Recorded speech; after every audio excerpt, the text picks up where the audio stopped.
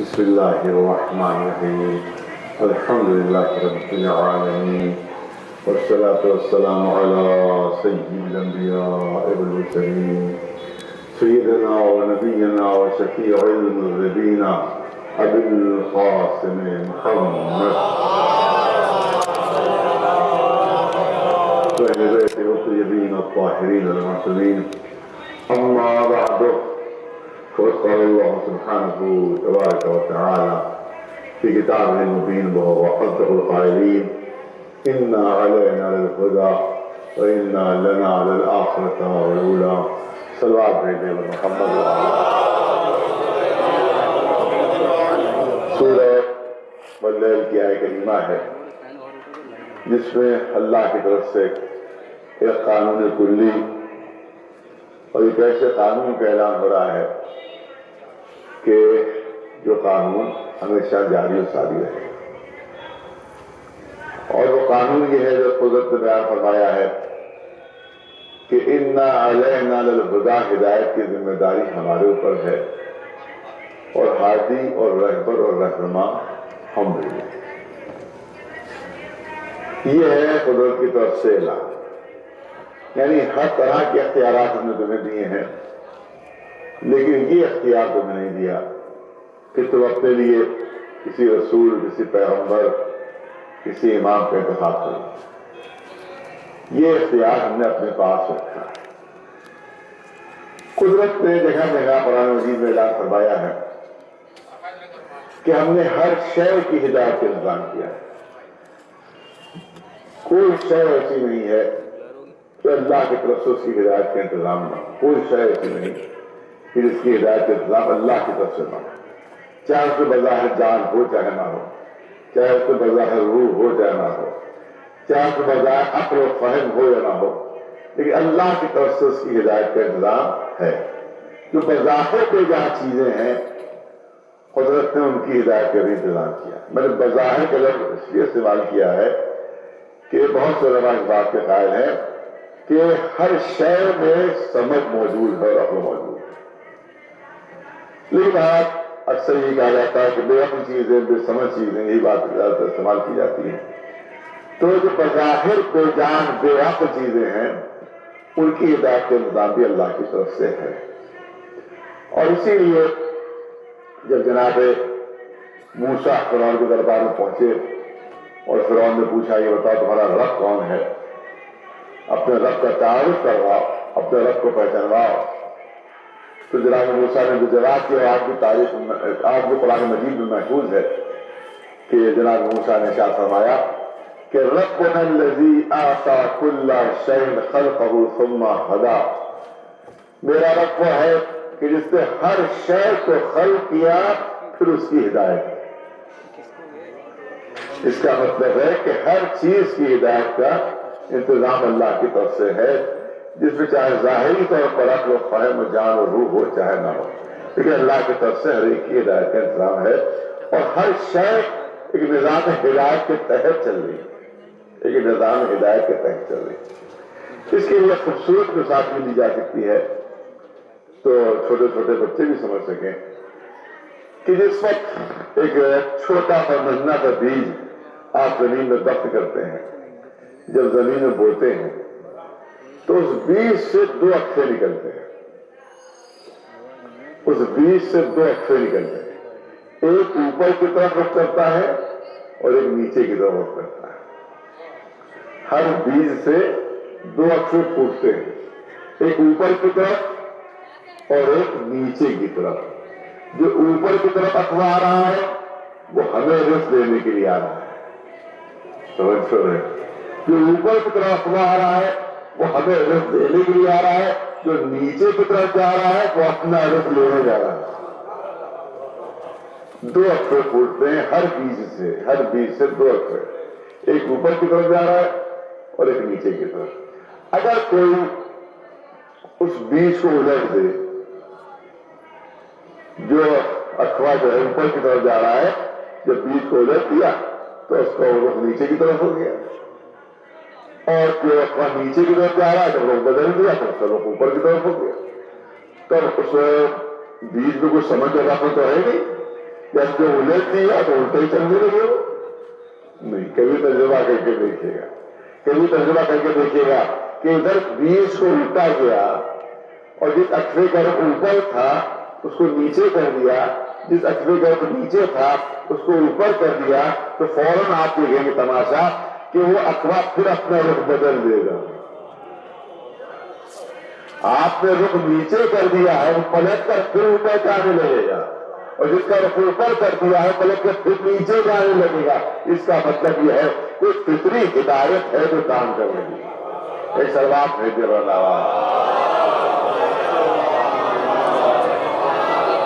کوئی فطری ہدایت ہے جو کار فرما ہے، کار فرما جو اس میں تو کوئی سمجھ ہے نہیں، خود اس میں فہم نہیں ہے، لیکن کوئی ہدایت ہے وہ کام کر رہی ہے۔ اسی طرح سے دوسری مثال کہ آپ دیکھیں گے جو آب نیسا، یہ جو نوروز کے بعد کی بارش ہوتی ہے اس کو آب نیسا کہا جاتا ہے۔ اس کی خصوصیت یہ ہے کہ اس کے ذریعے سے موتی بنتے ہیں، اس کے ذریعے سے گوہر بنتے ہیں، اور جب یہ آب نیسا کا ایک قطرہ بادلوں سے ہوتا ہوا سمندر کے سینے پر گرتا ہے تو سمندر کے سینے کو چیرتا ہوا سیپ کے منہ تک پہنچ جاتا ہے، اور وہاں موتی اور گوہر بن جاتا ہے، وہاں موتی اور گوہر بن جاتا ہے۔ صاحبان فہم اور صاحبان ذوق تشریف فرما ہے، آپ دیکھیں اگر کہیں پر بھی بارش ہو رہی ہو، فرض کی گومتی ندی ہے پاس میں، وہاں بارش ہو رہی ہو، حسین آباد کا تالاب ہے اس کے اوپر بارش ہو رہی ہو، یا کسی کے گھر میں کوئی شہر میں کوئی حوض ہے اگر اس پر بارش ہو رہی ہو، کیونکہ آپ نے دیکھا ہے کہ بارش ہوتی ہے تو کیا قطرے اوپر تیرتے رہتے بارش کے، پانی کے اوپر قطرے تیرتے رہتے، بوندیں تیرتی رہتی، نہیں، جیسے ہی بارش کا قطرہ گرتا ہے پانی میں گھل جاتا ہے۔ حوض کے اوپر گریں گے قطرے فوراً پانی میں گھل جائیں گے، دریا پر قطرے گریں گے فوراً پانی میں گھل جائیں گے، تالاب کے اوپر بوندیں گریں گے فوراً پانی میں گھل جائیں گے۔ وہ الگ ان کا اپنا کوئی وجود تھوڑی ہوتا ہے، لیکن یہ آب نیسا کی ایک بوند، چھوٹی سی ننھی سی بوند، جب یہ سمندر کے سینے پر گرتی ہے تو سمندر میں گھلتی نہیں ہے، سمندر میں اپنے وجود کو ضبط نہیں کرتی ہے، اس میں شامل نہیں ہوتی ہے، بلکہ سمندر کا سینہ چیرتی ہوئی سطح کے تہہ تک پہنچ جاتی ہے۔ ایسا اللہ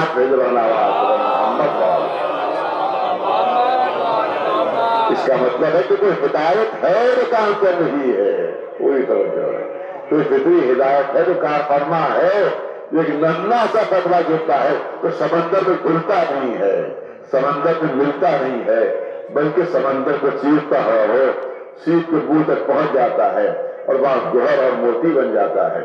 بس یہیں سے ایک اور اعتراض ہوتا ہے، اس کا جواب ہو جاتا ہے۔ وہ اعتراض یہ ہے کہ صاحب جب رسول اللہ، امام، پیغمبر یہ سب کی ہدایت کے لیے آتے ہیں تو کچھ لوگ بے ہدایت کیوں رہ جاتے ہیں؟ کچھ لوگ جو ہے بے ہدایت کیوں رہ جاتے ہیں؟ کیا نظام ہدایت کے معاذ اللہ کوئی کمی ہوتی ہے، یا کچھ نبی پیغمبر کی طرف سے معاذ اللہ کوئی کوتاہی ہو جاتی ہے جو بے ہدایت تک رہ جاتے ہیں؟ سوال یہ ہوتا ہے کہ ابو جہل کیوں رہ گیا، ابو لہب کیوں رہ گیا؟ تو اسی مثال میں یہ اعتراض کو رفع کر دیا کہ یہی پانی کی بوند، آب نیسا کی پانی کی بوند جب سیپ کے منہ میں پہنچتی ہے تو موتی اور گوہر بن جاتی ہے، اور جب سانپ کے منہ میں پہنچتی ہے تو یہی قطرہ زہر بن جاتا ہے۔ تو اس کا مطلب ہے کہ قطرے کا قصور نہیں ہوتا ہے، ظرف کا قصور ہوا کرتا ہے، ظرف کا قصور ہوتا ہے۔ یہی وجہ ہے کہ جن کا ظرف اچھا تھا وہ ہدایت کا آمر برسا، وہ ہدایت کا آمر برسا، جن کا ظرف اچھا تھا اس میں کوئی بوزر بنا، کوئی سلمان بنا، کوئی مرتاد بنا، اور جن کا ظرف خراب تھا اسی میں کوئی بوجہل بن گیا، کوئی ابو لہب بن گیا۔ صلوات بھیجے محمد۔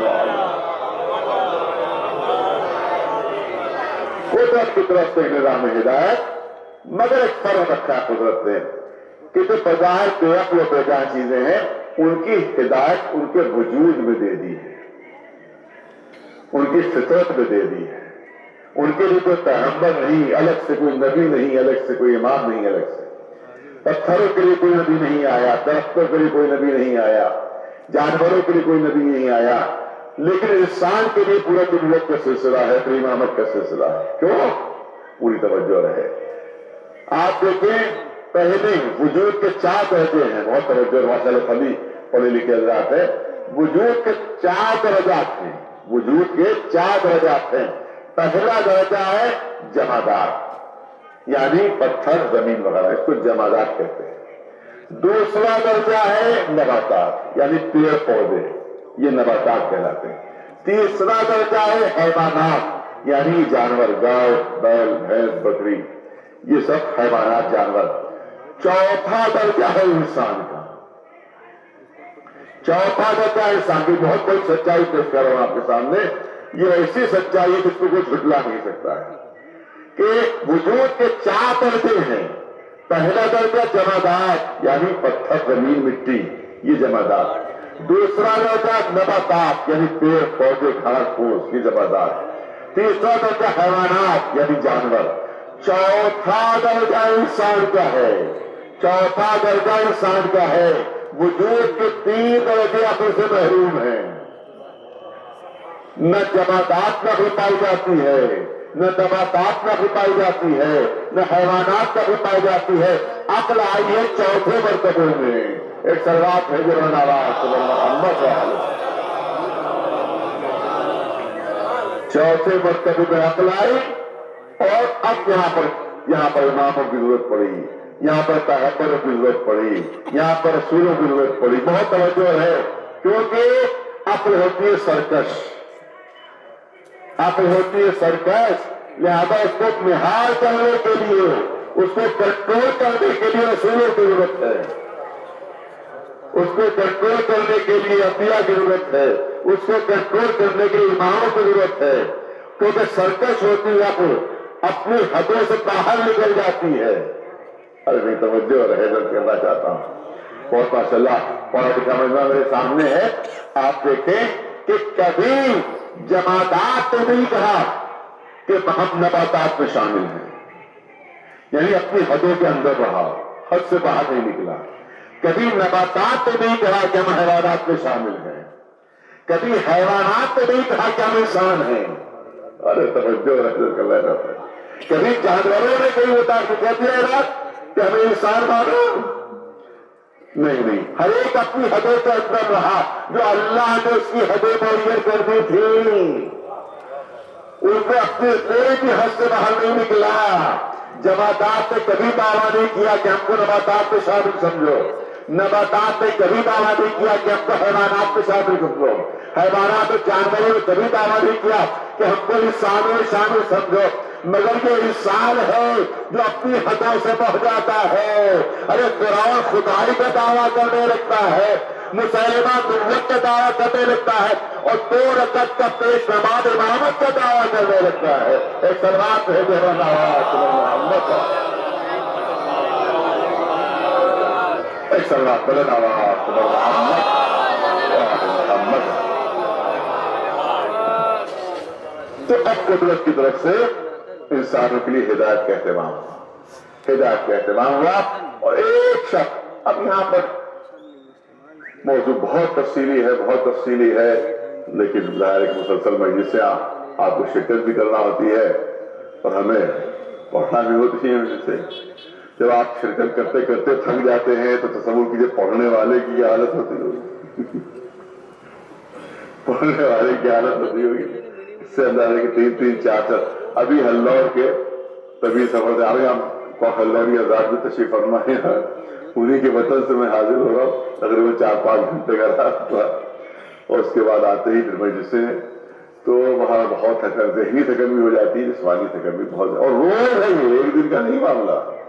ایک دن ہو تو آدمی برداشت بھی کر لے، ہر روز یہی ہے، ہر روز یہی ہے. تو مسلسل تھکان ہے، مسلسل تھکان ہے. تو ایک موضوع ہے تھوڑی دیر آپ کے سامنے پیش کرنا ہے، اور پڑھے لکھے حضرات یہاں پہ ماشاءاللہ موجود ہے.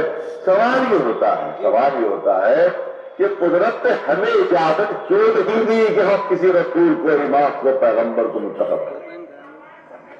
کیوں اجازت نہیں دی؟ اس کی بہت سی وجوہات ہیں، ایک دو آپ کے سامنے پیش کرو. پہلی وجہ اس کی یہ ہے کہ رہبر وہی ہو سکتا ہے جو معصوم ہو. جو معصوم ہو، جس کے دامن پر گناہ کا دھبا نہ ہو، نہ غلطی کر سکتا ہو، نہ بھول سکتا ہو، نہ چوٹ ہو سکتی ہو، نہ شیطان بہکا سکتا ہو، ہر خطا سے بری ہو، تب اللہ کی طرف سے رہبری کا حقدار ہو سکتا ہے۔ کیوں؟ اگر سبھی غلطی کرتے ہیں، اگر رسول نے بھی غلطی کر دی تو کیا ہو گیا؟ امام نے بھی غلطی کی تو کیا ہو گیا؟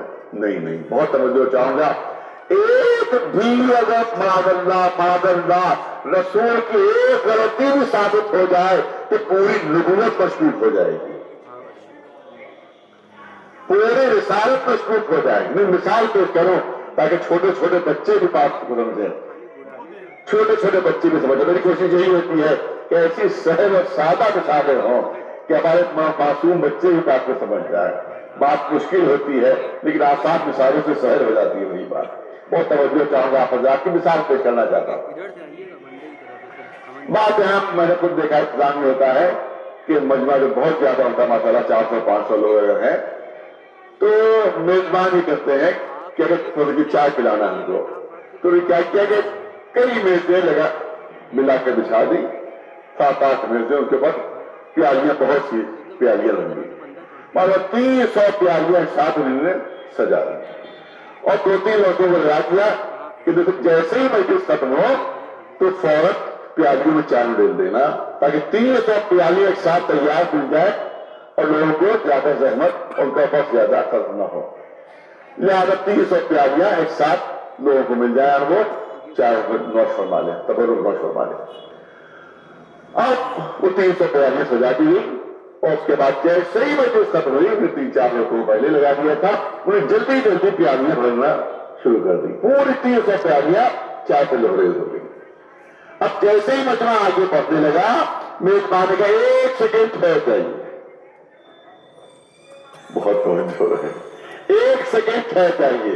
اب پورا مجمع رک گیا، تو میزبان نے کہا 1 سیکنڈ ٹھہر جائیے، کہتے ہیں کہ مسئلہ یہ ہوا کہ ایک بچہ ابھی کمسن کھیلتا ہوا آیا تھا یہاں، اور اتفاق سے اس کے ہاتھ میں چوہے مار دوا تھی، پتہ نہیں کہاں سے وہ لے آیا، اور پتہ نہیں ناسمجھی میں، شرارت میں اس نے کسی ایک پیالی میں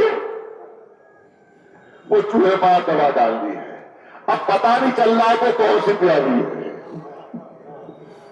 بہت توجہ ہے، بہت توجہ ہے۔ اب پتہ نہیں چل رہا ہے کہ کون سی پیالی ہے، لیکن اتنا یقین رکھیے کہ 299 پیالیاں صحیح ہیں بالکل،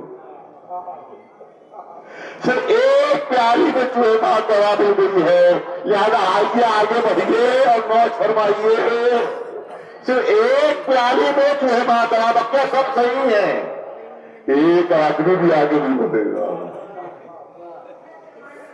ایک آدمی بھی آگے نہیں بڑھے گا۔ ارے بھائی صرف ایک پیالی میں ہے، بقیہ سب تو صحیح۔ وہ کہے گا ارے پتہ نہیں میری قسمت خراب ہو، میری بات پیالی ہے میں دنیا سے رخصت ہو جاؤں، تو پورے 300 کا مجمع رک جائے گا، ایک پیالی کو بھی چھوڑے گا نہیں جبکہ 299 صحیح ہیں، صرف ایک میں چوہے مار دوا۔ لہذا یہی طرح سے سمجھ لیجیے کہ اگر ایک غلطی بھی ثابت ہو جائے کسی نبی و رسول کی تو پوری نبوت مشکوک ہو جائے گی، پوری رسالت مشکوک ہو جائے گی۔ یہ پتہ نہیں اور کون کون سی غلطیاں کی ہو جن کا ہمیں پتہ ہی نہ چل رہا ہو۔ کوئی سلمان بھیجے بناوا خبر محمد کا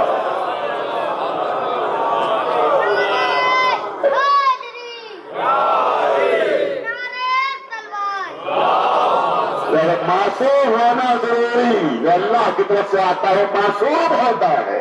بہت تفصیلی موضوع، لیکن 2 قرآنی مثالیں پیش کر کے میں بات کو مکمل کروں۔ صاحبان ذوق و فہم تشریف فرما ہے۔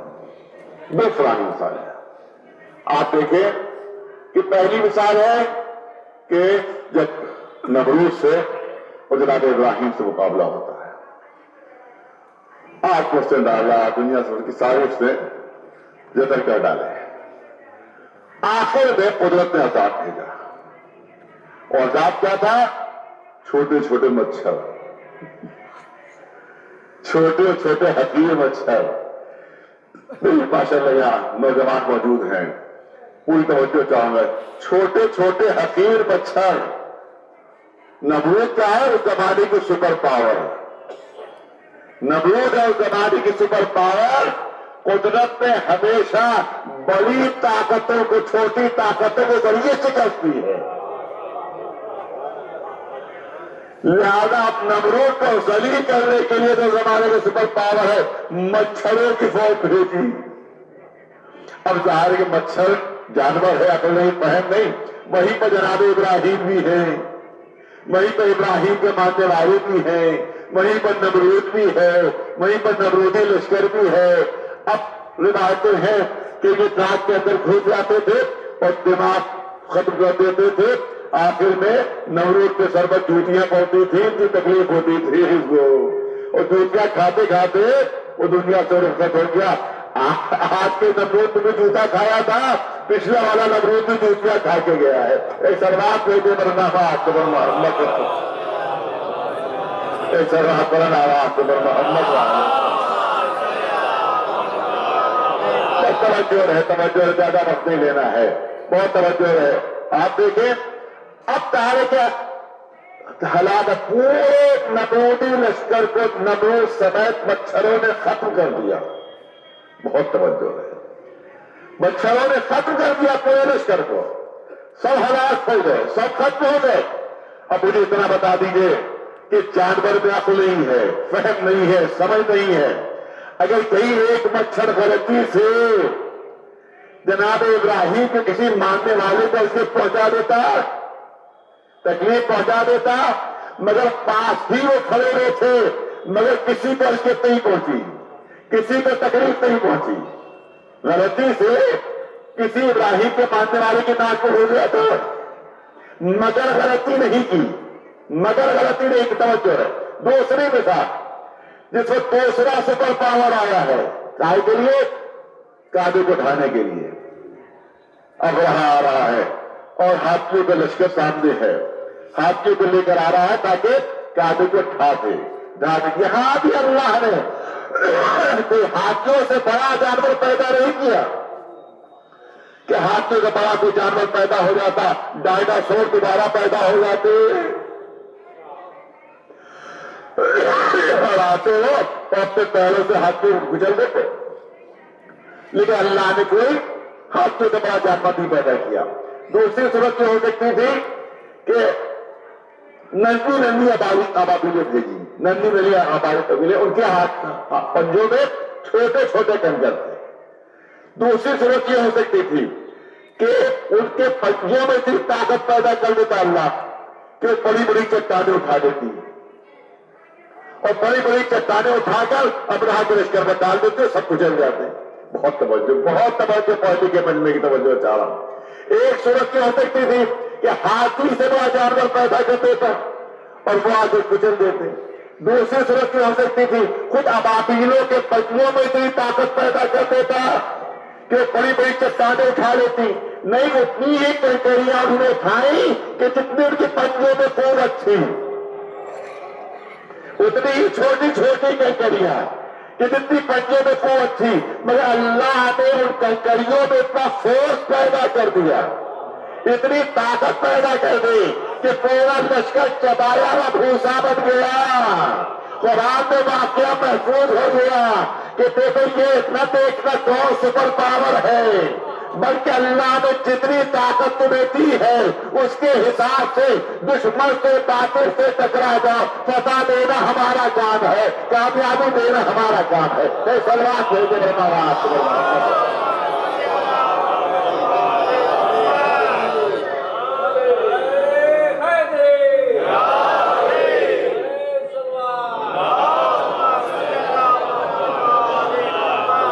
یہاں پر کبھی کبھی کہا جاتا ہے، یہ جملہ بہت سنا جاتا ہے، یہ جملہ بہت سنا جاتا ہے، ارے کہاں امریکہ اور کہاں ایران، کہاں امریکہ اور کہاں ایران. میں تو کہتا ہوں کہ کم قرآن کے ماننے والوں کو تو یہ بات نہیں کہنا چاہیے، قرآن پر ایمان رکھنے والوں کو یہ بات کہنا نہیں چاہیے کہ کہاں امریکہ اور کہاں ایران. میں کہوں گا کہ کہاں چھوٹی چھوٹی آبادیاں اور کہاں ہاتھی.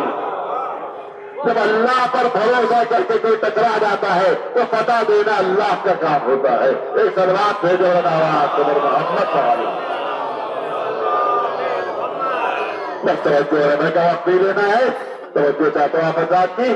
اب یہاں پر بھی اب ابھی جو ایک جانور ہے, اتنی فورس سے کنکریاں چلتی تھی کہ ہاتھی کے پیٹ پر پڑتی تھی, پیٹ کو توڑتی ہی زمین میں دفن ہو جاتی تھی. اتنی فورس تھی ان کے کلیوں میں, اتنی فورس تھی.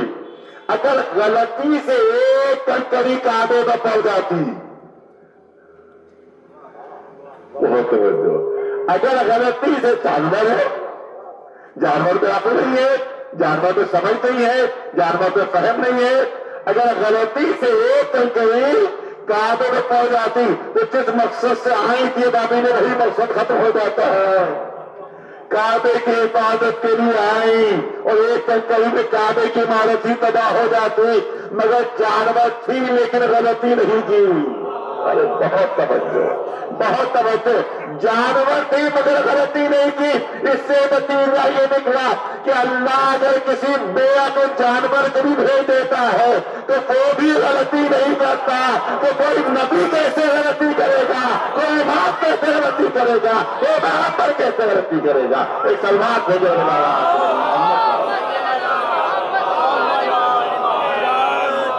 ایک سلوات بلند آواز سے محمد.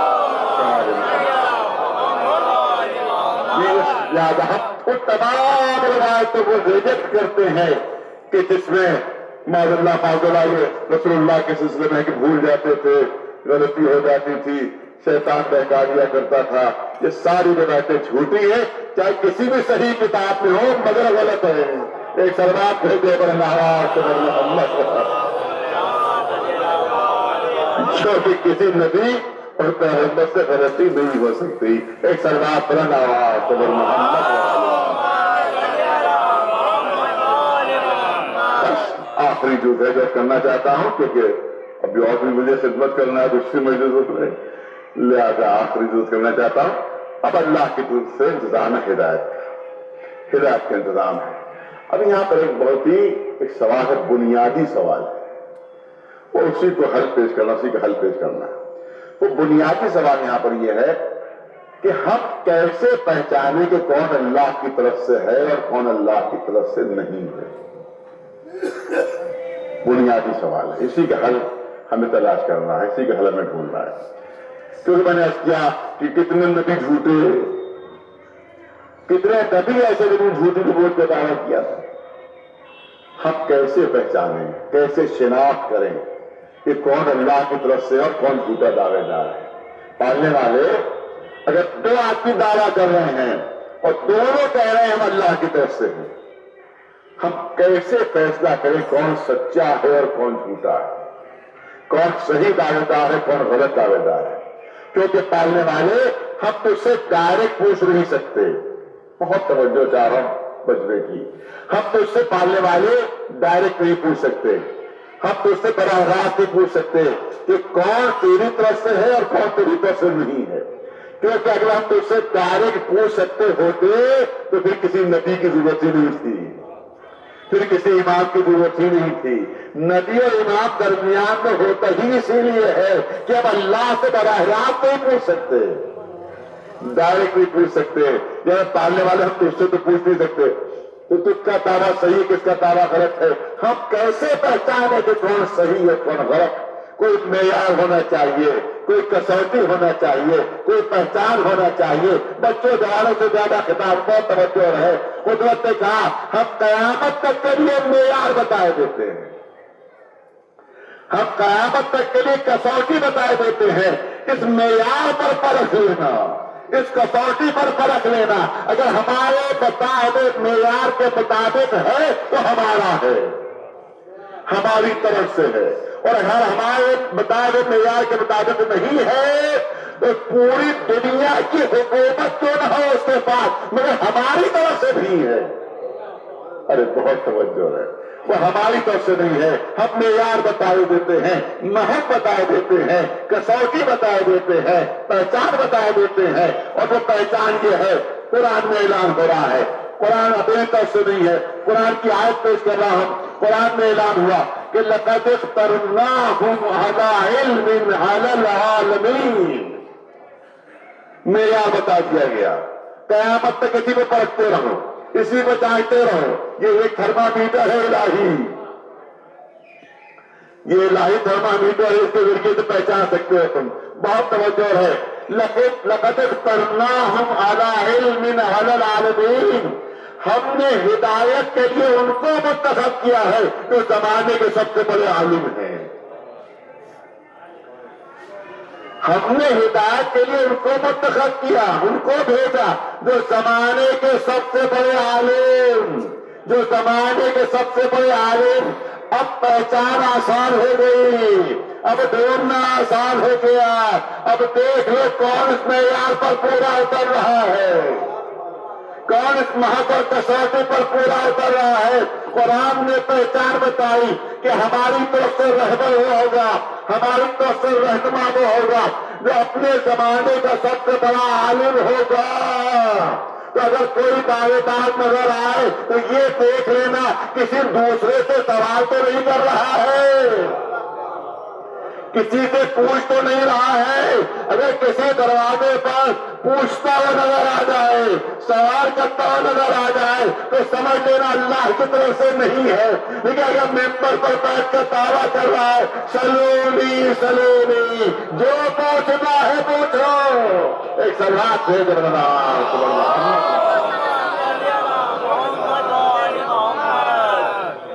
اب آسان ہو گیا، اب ہماری بھی پہچان آسان ہو گئی۔ قرآن نے اعلان کیا لقد اخترناہم علی علم علی العالمین، ہم نے جن کو بھی منتخب کیا وہ زمانے کے سب سے بڑے عالم، وہ زمانے کے سب سے بڑے عالم۔ اب دیکھ لو اگر جن کے دروازے پر سب نظر آ رہے ہوں اور وہ کبھی کسی دروازے پر نظر نہ آ رہے ہوں، جن کے شاگرد بڑے بڑے نظر آ رہے ہوں مگر وہ کسی کے شاگرد نظر نہ آ رہے ہوں، ایک سوال ہے دلیل ہے، دلیل ہے۔ اور اگر دلیل کو کاٹ تم اپنا مذہب بدلنے کے لیے تیار ہو، اپنا مسلک بدلنے کے لیے تیار ہو۔ اگر کوئی دلیل کاٹ دے، اگر کوئی دلیل رد کر دے تو اپنا مسلک اور مذہب بدلنے کے لیے تیار ہو۔ دنیا کا بڑے سے بڑا عالم نہیں کہ اس کا کوئی استاد موجود نہ ہو، دنیا کا کوئی بھی عالم ہو استاد اس کا ملے گا آپ کو، پڑھانے والا ملے گا آپ کو۔ ارسطو کیوں نہ ہو، افلاطون کیوں نہ ہو، سقراط کیوں نہ ہو مگر استاد موجود، نیوٹن کیوں نہ ہو، آئنسٹائن کیوں نہ ہو، اسٹیفنسن کیوں نہ ہو مگر استاد موجود۔ دینی لحاظ سے دیکھیں آیت اللہ خوری کیوں نہ ہو، آیت اللہ سیستانی کیوں نہ ہو، آیت اللہ خامنئی کیوں نہ ہو مگر استاد موجود۔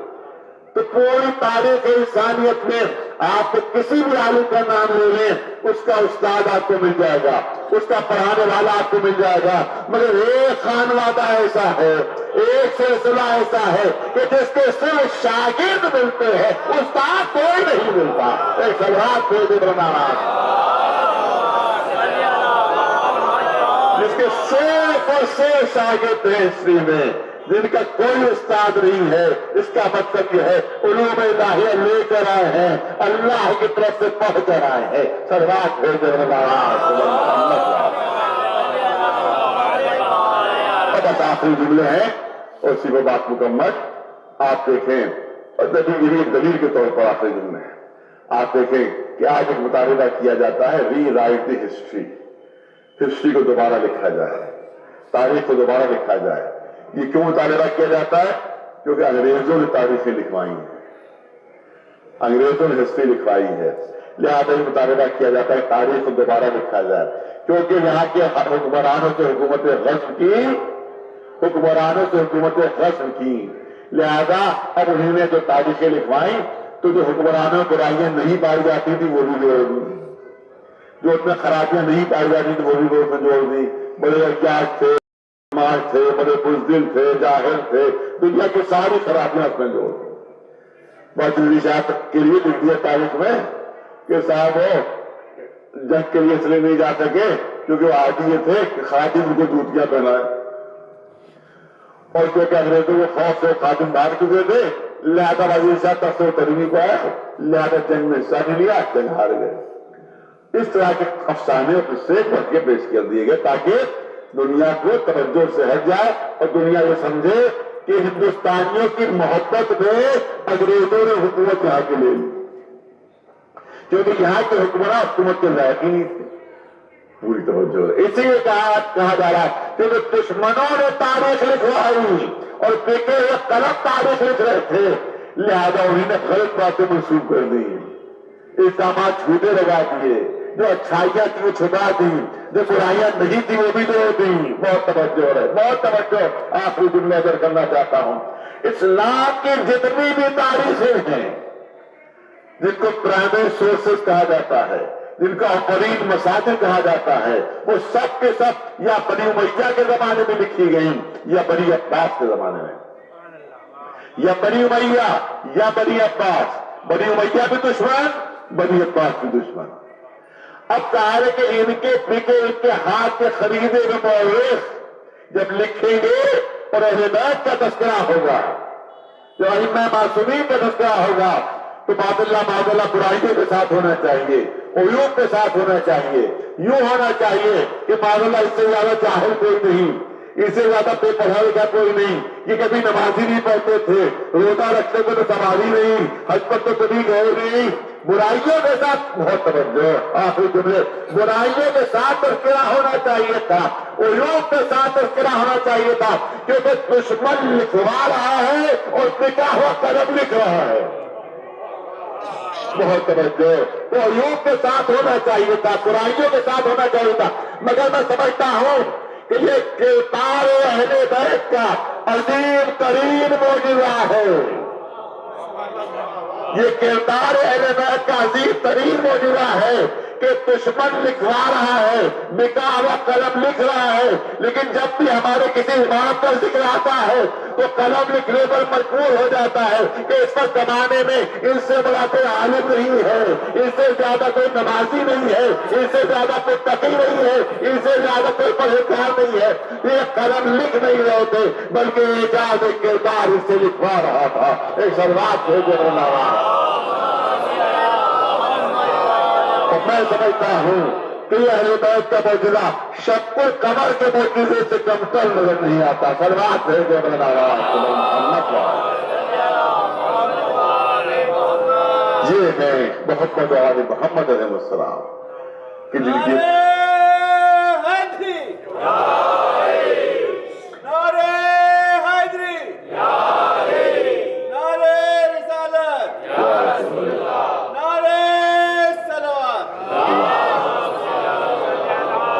لیکن دنیا نے اس طرح سے قدر کی ان کی، اس طرح سے قدر کی کہ کبھی علی کے گلے میں رسی ہے تو کبھی شہزادی فاطمہ زہرا کے دروازے پر لکڑیاں ہیں، کبھی امام حسن کے جگر کے ٹکڑے تشت میں گر رہے ہیں۔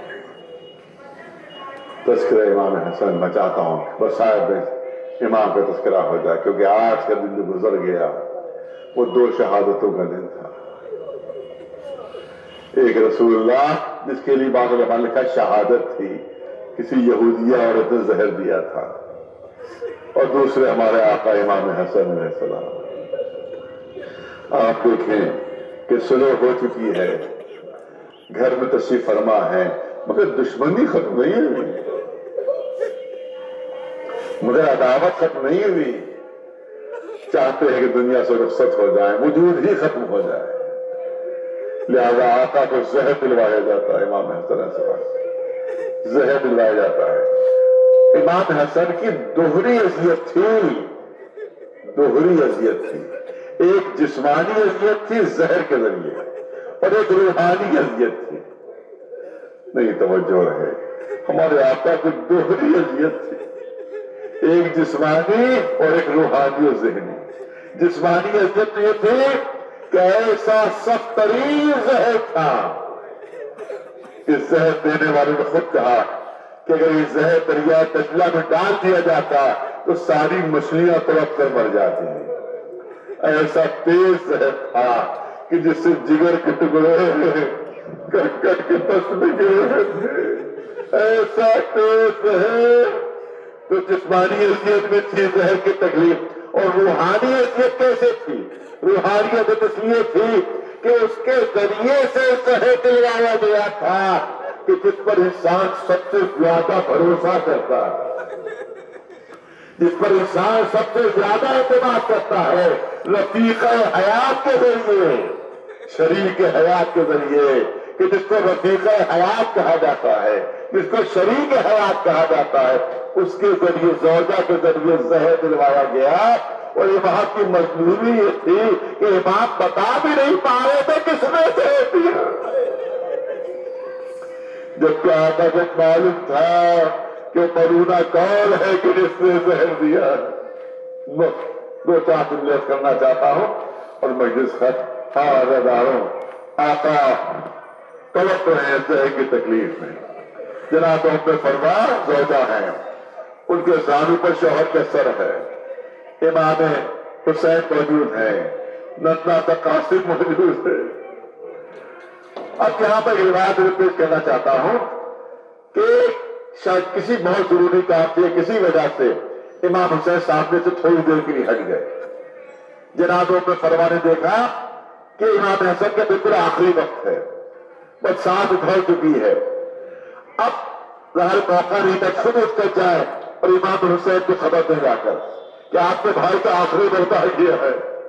اور قاسم اتنے چھوٹے تھے کہ جا کر چچا کو بتا نہیں سکتے تھے، لہذا قاسم کو قریب بلایا۔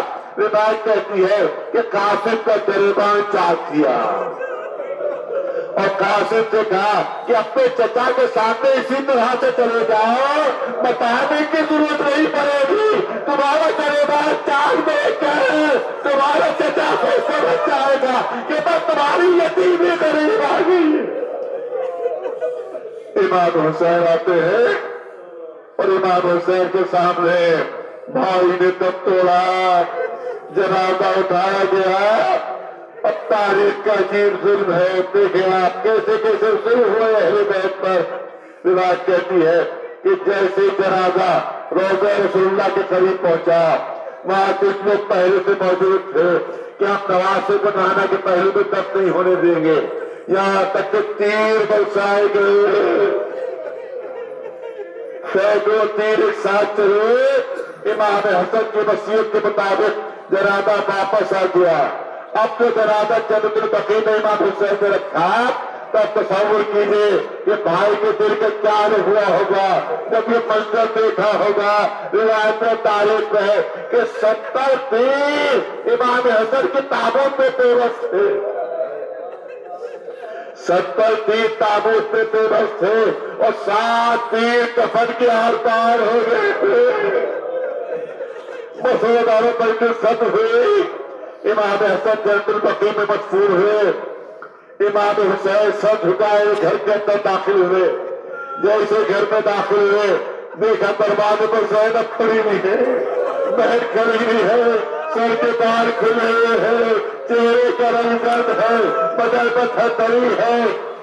جیسے امام حسین اندر داخل ہوئے بے ساختہ بہن نے پوچھا، اے بھیا مجھے یہ خبر ملی ہے کہ جنگ کی نوبت آ گئی تھی، مجھے یہ خبر ملی ہے کہ تیر برسائے گئے تھے، اے بھیا کہیں بھائی حسن کے جنازے میں تو کوئی تیر نہیں لگے گا؟ امام حسین نے سر جھکا کر کہا، اے بہن کیا پوچھتی ہو، ایک تیر نہیں 70 تیر بھائی حسن کے جنازے میں پیوست ہوئے۔ روایت کہتی ہے برداشت نہیں کر سکی، توڑا کر زمین پر گر پڑے۔ اگر سختی نگاہوں سے بھائی کا جنازہ نہیں دیکھا تھا، صرف بھائی کی زبانی خبر سنی تھی، مگر برداشت نہ ہو سکا۔ تصور کیجیے کہ جناب زینب کا اس وقت کا حال ہوا ہوگا جب حسین رخصت آخر کے لیے۔ تاریخ کربلا بیان کرتی ہے امام حسین کے جسم میں اتنے تیر لگے ہوئے تھے کہ حسین پہچانے نہیں جا رہے تھے۔ اے زینب تمہیں سلام ہو، اے ام کلثوم تمہیں سلام ہو، اے رقیہ تمہیں سلام ہو، اے میری ماں کی کنیز آپ کو سلام ہو۔ آخر میں فرماتے ہیں میں اپنے بیٹے بیمار بیٹے کے سرانے جانا چاہتا ہوں۔ جناب زینب ساتھ ہیں، اس میں پہنچے خیمے میں کہ جس میں چوتھے امام عالم غشی میں پھر آگے بڑی شانہ ہلایا، اے بیٹا کیا غشی میں پڑے ہو؟ دیکھو تمہارے بابا اور سب آخر کے لیے آئے ہیں، تاریخ میں عجیب جملے ہیں۔ غشی سے آنکھیں کھولی امام نے، چوتھے امام نے دائیں طرف دیکھا، بائیں طرف دیکھا، پھپھی سے پوچھتے ہیں پھپھی اما بابا کس طرف ہیں؟ پھپھی اما بابا کدھر ہے؟ شہزادی جواب دیتی، ارے تمہارے سامنے جو تیروں سے چھلنی کھڑے ہو یہ تمہارے بابا ہے۔ اس کا مطلب ہے انہیں میں تیر لگے ہوئے تھے کہ بیٹا باپ کو پہچان نہیں پا۔ مسلمان آخری جملے سنیے، امام حسین واپس پہنچے، جنگ شروع ہوئی۔ روایت میں ہے کہ ایک تیر پیشانی پر پڑا جو توڑ کر باہر نکل گیا، پھر ایک نیزہ سینے پر پڑا۔ امام حسین نے وہ نیزہ نکالنا چاہا مگر نیزہ نکل نہیں سکا۔ میرا دل کہتا ہے کہ شاید جب سینے سے نیزہ نہ نکلا ہوگا تو پختر کی طرح اٹھ کر کے علی اکبر کو آتی ہوگی، اے بیٹا علی اکبر آ کر دیکھو ان میرے ہاتھوں نے تمہارے جوان سینے سے نیزے کی علی نکالنے تھے، لیکن اب میرے پورے سینے سے کون ہے جو نیزہ نکالے؟ اب حسین سے تبلا نہیں کیا، زین فرس سے زمین کی طرف چلے، آخر نکلے زین فرس سے زمین کی طرف چلے۔ یہاں پہ امام زمانہ نے فریاد کی ہے کہ میرا سلام میرے چند حسین پر کہ جب زخمی ہو کر گرے ہیں تو میں گھوڑے کی زیر پر دینا زمین پر۔ آقا یہاں فریاد تو کر رہے ہیں، ارے جب آقا حسین زخمی ہو کر گرے تو زمین پر آئے، لیکن امام کی فریاد امام زمانہ کی میرا سلام میرے چند حسین پر کہ جب زخمی ہو کر گرے ہیں تو میں گھوڑے کی زیر پر دینا زمین پر۔ جب تاریخ کربلا دیکھی تو پتہ چلا کہ حسین کے جسم میں تیر لگے ہوئے تھے کہ جس پر حسینی زمین پر پہنچا نہیں تھا، جس تیروں پر معلق ہو گیا تھا، جس تیروں پر معلق ہو گیا تھا۔ اب دیکھنے والوں نے منظر دیکھا کہ حسین آخری سجدہ کرنا چاہتے ہیں، زمین پر سر رکھنا چاہتے ہیں، لیکن جب بھی سجدے کے لیے زمین پر سر رکھنا چاہتے ہیں جسم کے تیر آگے آ رہے ہیں، جسم کے تیر آگے آ رہے ہیں۔ کئی مرتبہ حسین نے کوشش کی سر زمین تک پہنچ جائے مگر تیروں کی وجہ سے سر زمین تک نہیں پہنچ رہا ہے، اور حسین کا سجدہ کرنا ضروری ہے۔ یہ جگہ سجدے میں سر نہ کٹے تو شہادت عظمیٰ کی تکمیل نہیں، لہذا سجدہ کرنا ضروری، مگر سجدہ کرے تو کیسے کرے؟ اتنے تیر لگے۔ اب دیکھنے والے نے منظر دیکھا کہ حسین نے اپنے جسم پر زور دینا شروع کیا، اور سرداروں جب سارے تیر جسم کے پار ہو گئے تب حسین کا سر سجدے میں پہنچا، تب شیروں کا خنجر چلا ہے، تب کسی منادی نے آواز دی، اللہ قاتل الحسین بکربلا، اللہ جبیر حسین بکربلا۔ سيعلم الذين ظلموا أي منقلب ينقلبون، ألا لعنة الله على القوم الظالمين۔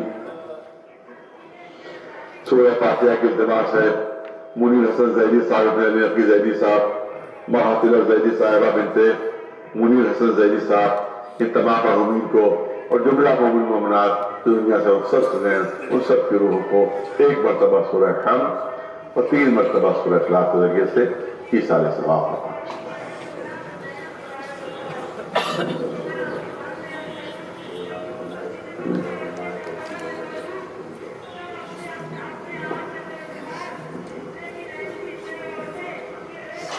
آنے والے تجھے واسطہ محمد علیہ محمد السلام کے ہمارے گناہوں کو معاف فرما دے، ہمیں نیک اعمال کی طرف سے قادر نیاز فرما دے۔